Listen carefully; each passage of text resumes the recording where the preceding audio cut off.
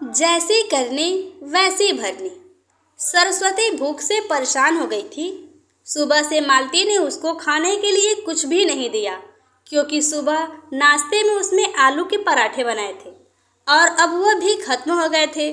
इसलिए सरस्वती दोपहर के खाने की राह देख रही थी। पर मालती ने सुबह पेट भर के नाश्ता किया था, इसलिए वो दोपहर का खाना नहीं बनाने वाली थी।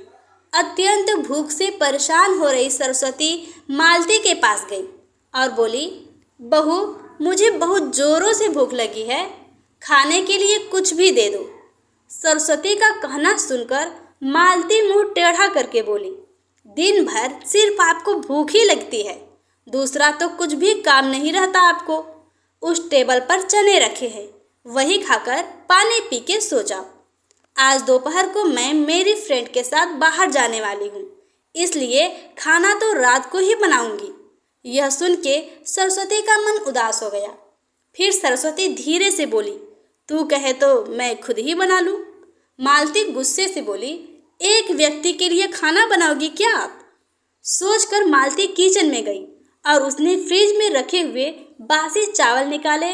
अचार के साथ वह चावल एक थाली में परोसकर सरस्वती के आगे रखकर बोली कि खा लो। ऐसा कहकर पर्स लेकर मालती घर के बाहर चली गई। चावल फ्रिज में रखे थे, तभी भी वह खराब हो गए थे, उनसे गंदी बदबू आ रही थी। सरस्वती ने गुस्से से वह चावल डस्टबिन में डाल दिए। इसके बाद उसने दाल चावल निकाल कर अपने लिए गरम गरम खिचड़ी पकाई और पुदीने की चटनी के साथ खाई और सब बर्तन घिस कर किचन साफ किया और चुपके से अपने रूम में जाकर सो गई। मालती ने भले ही खाना बनाने से मना किया था, पर यह घर उसका भी था और वह खुद का खाना खुद बना सकती है। दूसरे दिन सुबह सरस्वती अपने रूम में बैठी थी। उतने में उसका बेटा रमेश उधर आया और बोला, माँ, आजकल महंगाई बहुत बढ़ गई है, मुझे घर खर्च चलाना भी बहुत कठिन हो रहा है। ऊपर से पापा की 13वीं पर भी बहुत खर्चा हुआ। माँ, मैं सोच रहा था कि एक रूम किराए पर दे दिया जाए, घर का किराया आने पर घर में खर्च में थोड़ी मदद होगी। सरस्वती बोली, बेटा, तुझे जो ठीक लगेगा तू वही कर। उसके बाद रमेश गला साफ करते हुए बोला, माँ, तेरा रूम खाली कर दे और नीचे के छोटे रूम में शिफ्ट हो जा। उस छोटे रूम में टॉयलेट और बाथरूम नहीं है, तो उसे कोई किराए पर नहीं लेगा। सरस्वती चौंक गई और बोली, पर वो रूम छोटा है और वो तो स्टोर रूम है, मैं उधर रहूंगी तो टॉयलेट बाथरूम कैसे जाऊंगी? रमेश बोला, माँ, तू आंगन के टॉयलेट में जाया कर, तू तो घर ही रहती है ना। जिसको हम रूम किराए पर देने वाले हैं उसको तो सारी सुख सुविधा तो चाहिए ना। वैसे भी यह रूम भी बहुत बड़ा है, पापा के जाने के बाद तुझे इतने बड़े रूम की क्या जरूरत है? सरस्वती कुछ क्षण शांत रही और सोचने के बाद बोली, टेरेस पर जो रूम है वह भी हम किराए पर दे सकते हैं, उस रूम में सब सुख सुविधा है। उस पर रमेश बोला, नहीं माँ, वह रूम हम किराए पर नहीं दे सकते, वह अपने मेहमानों के लिए रखा है। तुझे तो अच्छे से पता है कि मालती के मायके वालों का आना जाना चालू रहता है, इसलिए एक्स्ट्रा रूम मेहमानों के लिए रखना पड़ेगा। सरस्वती सब समझ गई थी कि बेटे ने तो उसका ही रूम किराए पर देने का निर्णय कर लिया है, क्योंकि वह बुढ़ापे में बेटे और बहू पर आश्रित थी। इसलिए रमेश ने जो कहा उस पर सरस्वती ने ज़्यादा विरोध नहीं किया। उसने अपना थोड़ा सामान लिया और छोटे रूम में शिफ्ट हो गई। उधर पुराने छोटे रूम में उसका जी घुट रहा था, तभी भी वहाँ उस रूम में दिन कट रहे थे। नया किराएदार आया था, सब पहले जैसा चल रहा था। घर में आए हुए किराएदार का नाम अशोक था, एक एनजीओ में काम किया करता था। वह हर रोज मालती और रमेश सरस्वती के साथ कैसा सलूक करते थे वह देखता था। वह देखकर उसको बहुत बुरा लगता था। धीरे धीरे सरस्वती अशोक को अपने बेटे जैसा मानने लगी। अशोक भी आते जाते सरस्वती का हालचाल पूछा करता था और उसका ख्याल रखता था।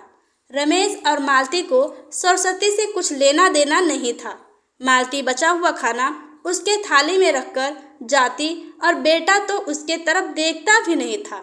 सरस्वती तो पहले ही समझ चुकी थी कि उसका बेटा अब पहले जैसा नहीं रहा, वह बदल गया है। फिर भी वो आंखें बंद करके किसी पालतू पशु जैसी वह उस घर में पड़ी रहती थी। क्योंकि बुढ़ापे में उसको दूसरा किसी का सहारा नहीं था। रोटी के 2 टुकड़ों के लिए उसको उनके सहारे रहना पड़ता था। कभी कभी सरस्वती को बहुत रोना आता था। सरस्वती अशोक को अपने मन की बातें बताने लगी। उनके पति की मौत बेटे की लापरवाही से हुई थी, पर वो ज़्यादा नहीं बोल पा रही थी। जब पति काम पर जाते थे तब घर में हम दोनों को बहुत मान सम्मान मिलता था। जब वह काम करने में असमर्थ हो गए तब रमेश को उन्होंने घर खर्च में पैसे देने बंद कर दिए। यह बातें रमेश के मन को बहुत लगी। जब तक पति घर चला रहे थे रमेश अपने सब पैसे बचा लेता था, पर अब शर्म से और मजबूरी में उसको घर खर्च चलाना पड़ रहा था। धीरे धीरे माँ बाप का खर्च उसको बोझ लग रहा था, लेकिन वह स्पष्ट रूप से कुछ भी नहीं कह सकता था। इसी बीच पति का स्वास्थ्य बहुत बिगड़ गया और वह चल बसे। डॉक्टर के पास जाने से पता चला कि उनको निमोनिया हुआ था। डॉक्टर थोड़ी महंगी दवाई लिख कर देते थे तो रमेश पैसे बचाने के चक्कर में रमेश आधी दवाई लेकर आता था। शुरू में पति का स्वास्थ्य सुधर गया था, तब रमेश ने उनकी गोलियां औषधि बंद कर दी थी। पति भी इन चीज़ों पर ज़्यादा ध्यान नहीं देते थे, लेकिन एक रात में उन्हें सांस लेने में बहुत परेशानी हुई। सरस्वती बहुत घबरा गई और वह भाग भाग के रमेश के कमरे का दरवाज़ा ठोकने लगी और कहने लगी कि पापा का स्वास्थ्य बहुत बिगड़ गया है, चल हम उन्हें डॉक्टर के पास लेकर जाते हैं। उस पर रमेश बोला, माँ मुझे अब सोने दे, मुझे बहुत नींद आ रही है, हम सुबह पापा को डॉक्टर के पास लेकर जाएंगे। ऐसा कहकर उसने दरवाज़ा बंद कर लिया था। सरस्वती रात भर पति के तकिए के पास चिंतित बैठी रही। कभी छाती को तेल लगाकर मालिश कर रही थी तो कभी भाप दे रही थी, पर भगवान को कुछ अलग ही स्वीकार था। सुबह उनकी मृत्यु हो गई थी। घर में कब्रिस्तान जैसी शांति थी। रमेश रोने का नाटक करने लगा। मालती तो ऐसे रो रही थी कि जैसे उसको वास्तव में ससुर चले गए इस बात का बहुत दुख हो रहा है। सबसे ज़्यादा धक्का लगा सिर्फ सरस्वती को, पर वह कुछ बोल नहीं पा रही थी। सरस्वती के आंखों से अश्रु आ रहे थे और उसके ओठ थर थर काँप रहे थे, जैसे कि वो कहना चाहती हो कि अब एल रोने का नाटक क्यों कर रहे हो, मेरे पति की मौत के आप दोनों जवाबदार हो। पर वह कुछ बोल नहीं पा रही थी। क्रियाकर्म कर दिया गया। सरस्वती के दिमाग में हमेशा एक बात चलती थी, रमेश ने लापरवाही नहीं की होती तो आज मेरे पति जिंदा होते। उनकी मौत के बाद मालती और रमेश का व्यवहार बहुत बदल गया था। सरस्वती को भी उनके व्यवहार की आदत पड़ गई थी, इसलिए वह उनकी तरफ से कोई भी अपेक्षा नहीं रखती थी, पर उसका मन उसे अंदर ही अंदर उसे खाए जा रहा था। ऐसी औलाद को सबक भी नहीं सिखा सकती थी। एक दिन उनका किराएदार अशोक उसके पास आया और सरस्वती को कुछ बातें उसने समझाई। वह बातें सुनकर सरस्वती की आंखों में एक नई उम्मीद जगी। दूसरे दिन सुबह सरस्वती मालती और रमेश के पास आई और बोली, मुझे तुम दोनों से बहुत ज़रूरी बात करनी है। मुझे ऐसा लग रहा है कि तुम दोनों को मेरे साथ रहने में प्रॉब्लम है, इसलिए मैंने सोचा है कि मैं वृद्धाश्रम में रहूंगी।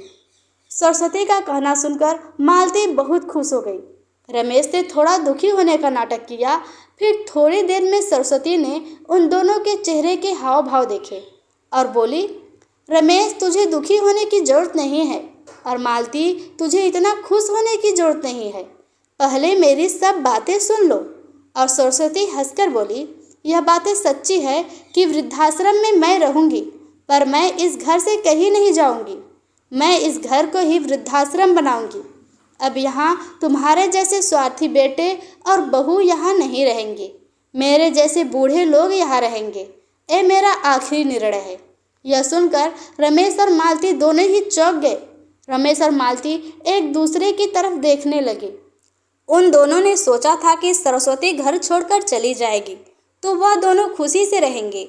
उनको लगा था कि अब उनको सरस्वती की जवाबदारी नहीं लेनी पड़ेगी, उनका ख्याल नहीं रखना पड़ेगा, पर इधर तो सब उल्टा हो गया था।